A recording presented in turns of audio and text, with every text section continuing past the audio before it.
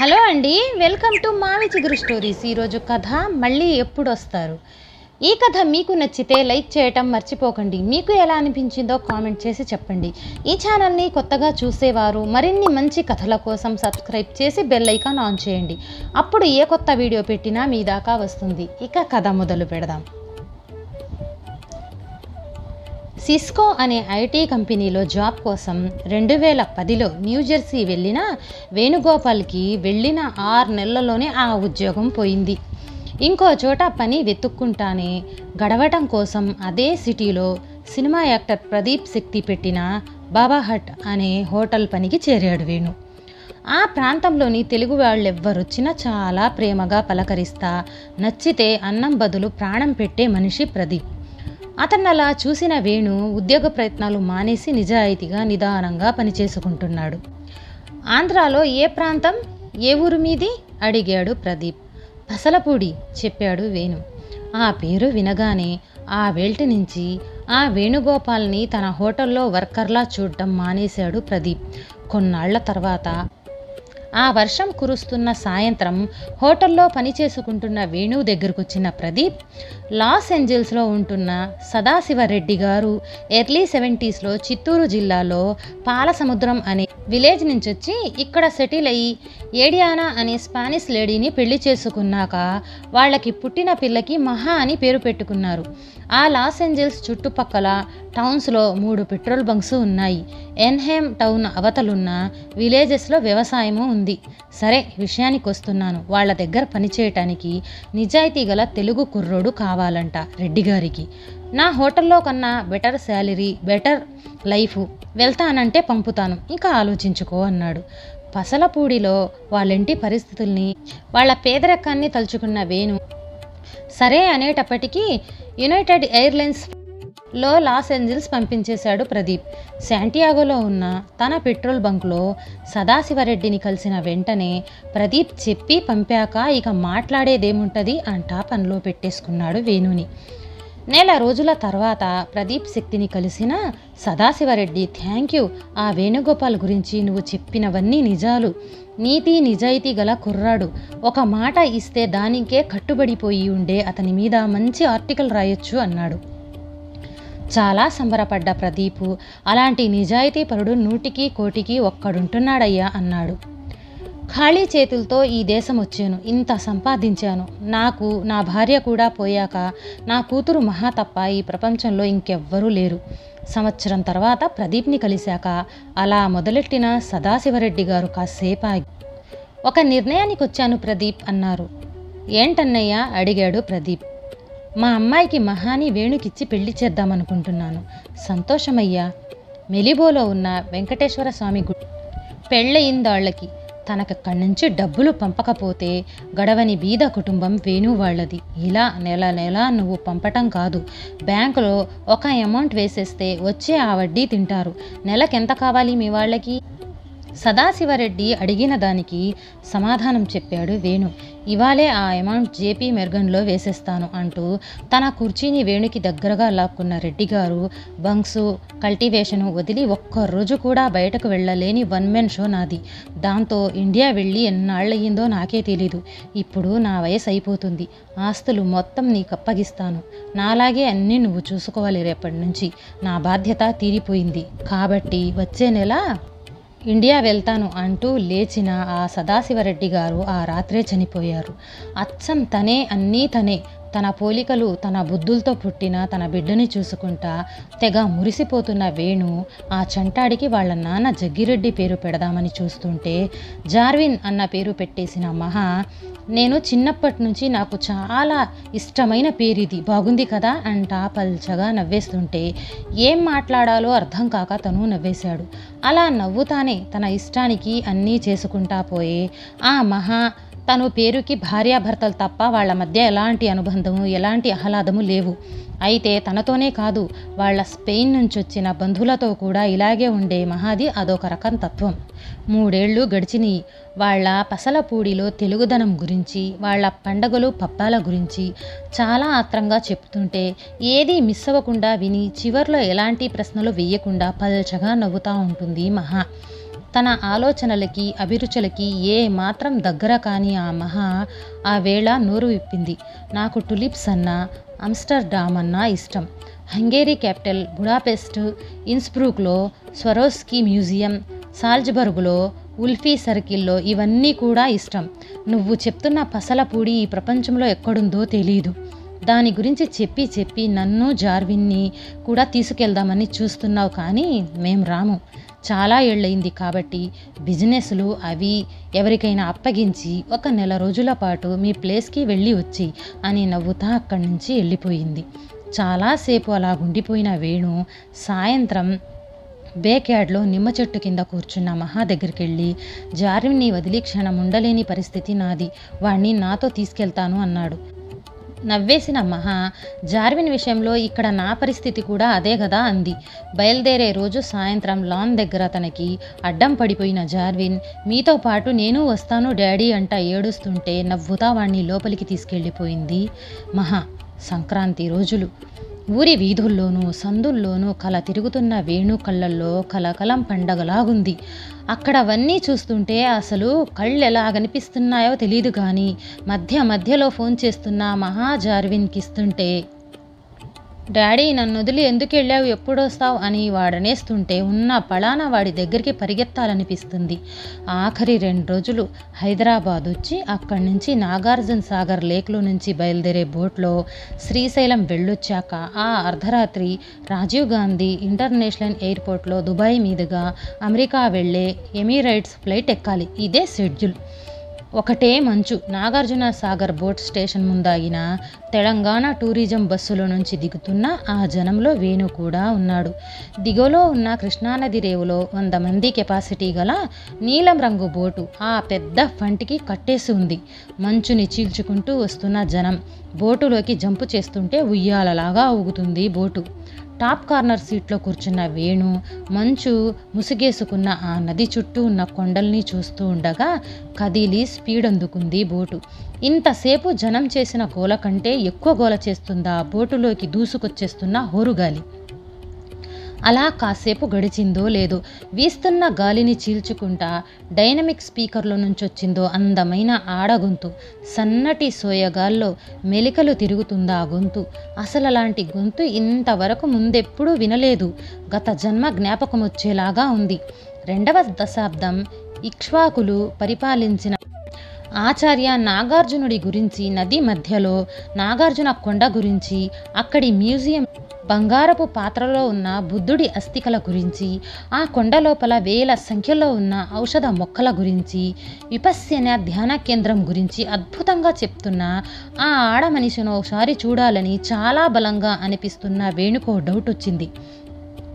టూరిస్టులకి tea బిస్కెట్లు supply చేస్తున్న కుర్రాన్ని పిలిచి, స్పీకర్లోంచి వస్తుంది రికార్డెడ్ వాయిసా అని అడిగాడు.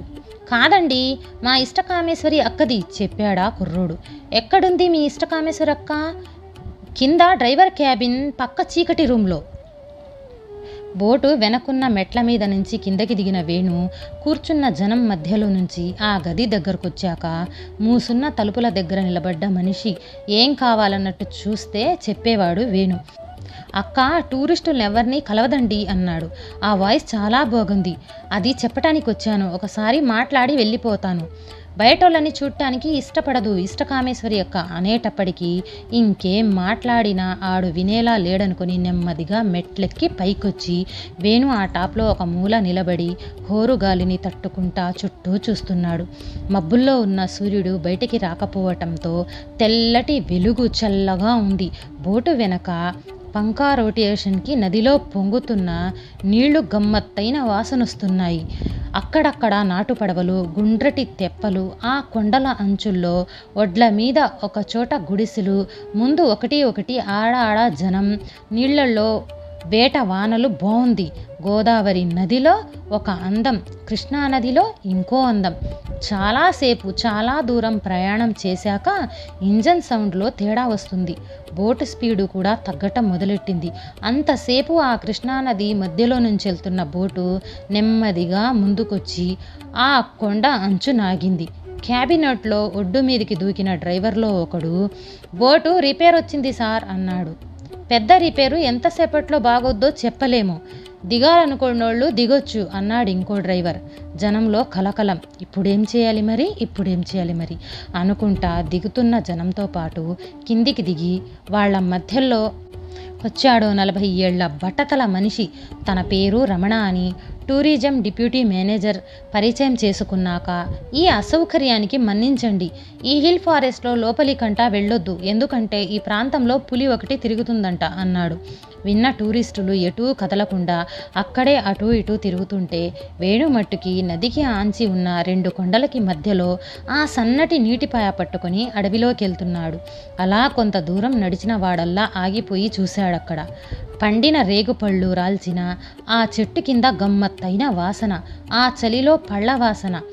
చిక్కటి ఆ పచ్చగడ్డి నేల మీద చతికిలబడి ఆ వాసన్నే అనుభవిస్తూ ఉండగా మొదలైన హోరుగాలి తన చొక్కా లోపలికెళ్ళిపోయి బుడగలాగా ఉబ్బుతుంటే ఆ ఫీలింగ్ భలే గమ్మత్తుగా ఉంది.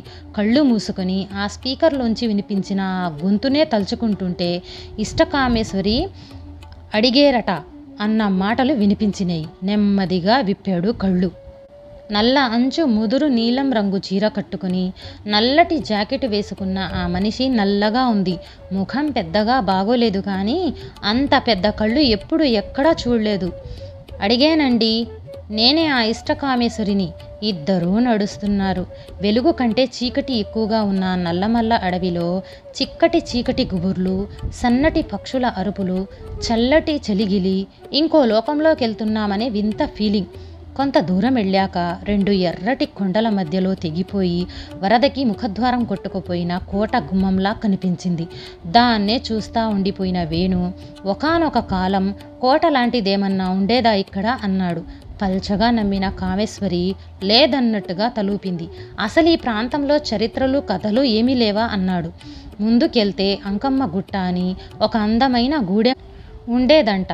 ఇక్కడికొచ్చిన అంకమ్మ అనే మనిషి సోకుడు అనే అందగాడైన గిరిజనుణ్ణి ఇష్టపడితే ఆడు కాదు పొమ్మన్నాడంట. దాంతో ఒక గుట్ట మీద కూర్చుని ఆ సోకుడి పేరే జపం చేస్తా అక్కడే సమాధయిందంట అంకమ్మ అంది. మనసు పడి ఆడది ప్రేమించటం జరిగితే ఆ ప్రేమ కథలు ఇప్పుడు మీరు చెప్పినట్టే ఉంటాయి. ఆ సమాధి ఇప్పుడుందా? గూడెమే లేదు. ముందే నడుచుకుంటా వెళ్తుంటే 2 కోతులు వాళ్లనే చూస్తున్నాయి. 2 కుందేళ్ల జంటలు గుబుర్లలో నుంచి బయటికొస్తున్నాయి. రంగుల పక్షుల గుంపు సన్నటి చెట్టు కొమ్మ మీద కూర్చుంది. కొండ త్రాచు పక్క నుంచే పాక్కుంటూ వెళ్ళిపోయింది. ముందుకెళ్ళిన వాళ్ళకి ఒక లోయ, దాని దిగువలో ఒక చిన్న కొండ కనిపిస్తే దాన్ని చూపిస్తా సూదిమన కొండ అంటారు దాన్ని అంది. పేరుకి తగ్గట్టే లేదు అన్నాడు. లేకపోవచ్చు, కానీ దానికి ఒక కథ ఉంది. ఈ చీకటి అడవులు ఇక్కడి కథల గురించి ఇంత బాగా ఎలా చెప్పగలుగుతున్నారు అన్నాడు. చీకటి అంటే నాకు ఇష్టం అంది. అందుకేనా ఇందాక నేనొస్తే ఆ చీకట్లోంచి బయటకు రాను అన్నది అన్నాడు. దానికి వేరే కథ ఉందిలే గాని, ఈ కృష్ణానదిలో వెళ్ళేటప్పుడు ఇవాళలాగా బోటు రిపేర్ వస్తే ఒంటరిగా తిరగటం నాకు అలవాటే. ఇంకొకళ్లతో కలిసి తిరగటం మట్టుకు ఇదే మొదటిసారి అంట ఆ ఇష్టకామేశ్వరి చెబుతూ ఉంటే అదో రకంగా అయిపోయిన వేణు, మీ వాయిస్ ఫ్యాన్ అయిపోయాను అన్నాడు. అంత బాగుందా నా గొంతు? మరా మనిషి ఏంటి చచ్చిపోయేదాకా చెడ తిడతానే ఉండేవాడు అంది. ఏమనేవాడు? ఊరకుక్కలాగా ఎదవ నోరేసుకుని ఏటే ఆ అరుపులు అంట రోజుకి 10 సార్లన్నా తిట్టేవాడు. ఎవరతడు? నా భర్త. చచ్చిపోయాళ్లే. అలా నడుచుకుంటా లోపలికెళ్ళిపోయారు. ఆ చీకటి అరణ్యంలో చాలా గమ్మత్తుగా, అది పగలో రాత్రో అర్థం కాకుండా ఉంది. ఆ చీకట్లో చిన్ని కొండ మీద నుంచి పడుతున్న జలపాతం హోరు ఉధృతంగా పెరిగిన చలి. ఇది చీకటి కొండ జలపాతం. ఎప్పుడూ చీకటే ఇక్కడ, వెలుగనేదే ఉండదు అంటూ పక్కకి చూసేటప్పటికీ వేణు లేడు. చుట్టూ చూసింది. వేణు కనిపించలేదు. ఏమైపోయాడు ఈ మనిషి అనుకుంటా వెతుకుతున్న కామేశ్వరిలో చిన్నపాటి కంగారు మొదలయ్యింది. గబగబా వెతుకుతా, ఇదిగో ఏమండి మిమ్మల్నే, పేరు అడగటం మర్చిపోయాను. ఇదిగో సారు. ఎక్కడండి అంట ఆ చీకటి ప్రాంతమంతా కలియ తిరుగుతున్న ఇష్టకామేశ్వరి అరగంట, గంట, 2 గంటలు ఎంతసేపు గడిచినా ఎంత వెతికినా వేణు కనపడలేదు. అతని మాట వినపడలేదు. ఇదిగో ఏమండి మిమ్మల్నేనండి, ఎక్కడికెళ్ళిపోయారండి అంటా పిలుస్తా పోను పోను అరుస్తా ఆ అరుపులో నుంచి ఏడుపులోకి దిగిపోయింది. దూరంగా ఎక్కడో పులి గాండ్రింపు, చీకటి గుబుర్లలో దాక్కున్న లేళ్ళు, దుప్పుల చప్పుళ్ళు. వాటిని వింటా సన్నగా ఏడుస్తుంటే ఎప్పటికో ఏదో చప్పుడు. కదిలిన కామేశ్వరి ఎవరు సార్? నేనే. ఎవరు? నేనే కామేశ్వరి. గబుక్కున అతన్ని పట్టేసుకున్న కామేశ్వరి, ఎక్కడికి వెళ్ళిపోయారు? మీకేం అవ్వలేదు కదా? ఆ జలపాతం వెనకాల పెద్ద బండరాయి, దాని మధ్యలో మనిషి పట్టేంత గాడి, అందులోకి దూరాను. తీరా లోపలికి వెళ్ళాక ఊపిరాడలేదు. అసలు బయట పడతానో లేదో గాని భయం వేసి చాలాసేపు ఒకటే గింజుకున్నాను. తల బాదుకొని అతన్న చీకటి కొండ జలపాతం నుంచి బయటకి లాక్కొస్తా, మీకేం అవ్వలేదు కదా అంట అతన్ని ఒళ్ళంతా తడుముతుంటే ఆ మనిషినే చూస్తున్నాడు వేణు. ఆ పెద్ద రాయిలో నుంచి శ్రీశైలం గుళ్ళోకి దారుంటుంది అంటారు అంటూ చుట్టూ చూసిన కామేశ్వరి, అరే నిజంగా చీకటి పడిపోయింది అంది. అక్కడ బోటు బాగైపోయి ఉంటుంది, వాళ్ళంతా మన కోసం వెతుకుతున్నారో ఏమో, వెళ్దామా అన్నాడు. రేపు మధ్యాహ్నానికి గాని బాగవదని ఇంజన్ డ్రైవర్ మాట్లాడుకుంటుంటే విన్నానిందాక అంది కామేశ్వరి. సాగర్ నుంచో శ్రీశైలం నుంచో ఇంకో స్పేర్ బోటు తెప్పించొచ్చు కదా అన్నాడు వేణు. తెప్పించొచ్చు కానీ అది కూడా రిపేర్లో ఉంది అనేటప్పటికీ ఈశ్రోమంట చతికిలబడ్డ వేణు, ఇప్పుడు ఆ రిపేర్ అయిన బోటు దగ్గరికి వెళ్ళి ఏం చేస్తాం మనం? ఏంటి రాత్రికి అన్నాడు. దగ్గరలో నెమళ్ళగూడెమని ఉంది, పదండి అంట ముందుకు నడుస్తున్న కామేశ్వరిని ఫాలో అయ్యాడు. దూరంగా పదంటే 10 గుడిసెలున్న నెమళ్ళగూడెం వైపు నడుస్తున్న వాళ్ళకి లోపల ఇలాయి బుడ్డి వెలుగుతున్న గుడిసె, అందులో ఒక ఆడమనిషి కనిపించారు. వేణుతో పాటు ఆ గుడిసెలోకి వచ్చిన కామేశ్వరి వయసులో ఉన్న ఆ ఆడమనిషి వాళ్ళ స్టోరీ అంతా చెప్పింది. డబ్బులిస్తాం, మా కోసం ఏదన్నా వండు అంది. డబ్బులు ఎందుకులే గాని అంటా మొదలెట్టి అరగంటలో వంట పూర్తి చేసిన ఆ గిరిజన స్త్రీ, మాకు ఒకే కంచం ఉంది, నా మొగుడు నేను అందులోనే తింటాం, మరి మీ మాటేంటి అంది. మేము అందులోనే తింటాం అని వేణు అనటంతో సీవండి కంచంలో వేసిచ్చిన జొన్న సంకటిని తింటాం మొదలెట్టారు ఇద్దరు. అక్కడ చలి ఎక్కువ, మాకు ఒకే రగ్గుంది, నా మొగుడు నేను దాన్నే కప్పుకొని పడుకుంటామందా మనిషి. క్షణం కూడా ఆలోచించని కామేశ్వరి, ఇచ్చేయి మేము అదే కప్పుకొని పడుకుంటాం అంది. అలా తిని అలా పడుకున్న వేణుకి రగ్గు వెచ్చదనం ఒక రకం, ఇష్ట కామేశ్వరి శరీరం వెచ్చదనం మరొక రకం. 2 రకాల వెచ్చదనాలు ఎవరికి దక్కుతుంది ఆ అదృష్టం? జన్మలో మరిచిపోలేని గొప్ప అనుభవం. పుట్టాక అంతకు ముందెప్పుడు ఎరగడు, తలుచుకుంటేనే తన్మయత్వానికి గురయ్యే అనుభూతి అది. కొండల మధ్య ఘాటీలు, పచ్చదనానికి పచ్చని గుబుర్ల మధ్య గుంపులుగా ఇళ్ళు, దూరంగా శ్రీశైలం డ్యాం, కుడిపక్క రేవులో లాగిన బోటుని పసుపు రంగు ప్లాస్టిక్ తాళ్లతో లాగి కట్టాక లేడర్ వేశారు. కుడి షోల్డర్ బ్యాగ్ తగిలించుకొని శూన్యం లాంటి మనసుతో శూన్యంలోకి చూస్తా నెమ్మదిగా జనం మధ్యలో నడుస్తున్నాడు వేణు. ఆ చెట్టు వెనక చీకట్లో నిలబడున్న ఇష్టకామేశ్వరి ఆ వేణు చెయ్యి పట్టుకొని లాగితే ఆగి వెనక్కు చూశాడు. అతన్నే చూస్తున్న కామేశ్వరి స్వరం స్థాయి బాగా తగ్గించి, మళ్ళీ ఎప్పుడొస్తారు అంది. ఇష్టకామేశ్వరి కళ్ళల్లో చూశాడు వేణు. ఆ 2 రోజుల ప్రయాణం చేసొచ్చిన కృష్ణానదిలో కంటే ఎక్కువ నీళ్లున్నాయా మనిషి కళ్ళల్లో? ఆమె కళ్ళనే చూస్తున్న వేణుకి తను లేకపోతే శాశ్వతంగా మూతబడిపోయే అమెరికాలో ఉన్న పెట్రోలు బంకులు, వ్యవసాయం గుర్తుకొస్తున్నాయి. వాటికన్నా ముఖ్యంగా తన ప్రాణం, తన జార్విన్ గుర్తుకొస్తున్నాడు. కళ్ళల్లోకొస్తున్నాడు, గుండెల్లోకొస్తున్నాడు. మళ్ళీ ఎప్పుడొస్తారు? క్షమించు కామేశ్వరి, ఈ జన్మకింకా రాలేను అని జవాబు చెప్తున్న ఆ వేణుగోపాల్ మనస్సు 1000 విధాలుగా ఏడుస్తుంది. ఈ కథ నచ్చితే లైక్, షేర్ చేసి తప్పకుండా సబ్స్క్రైబ్ చేయండి.